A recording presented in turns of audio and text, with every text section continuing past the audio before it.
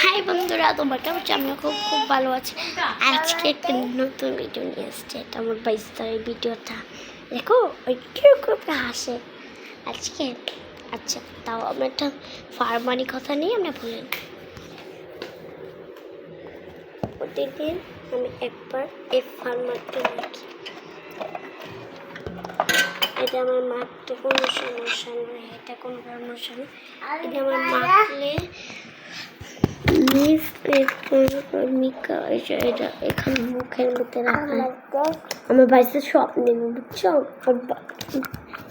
এই যে আমার আরেকটা ফার্মার নিয়ে কথা বলি, যেটা আমার লিপ এবার এবার প্রথমে একবার পাশে মুখটা নিয়ে নিই রক্ত।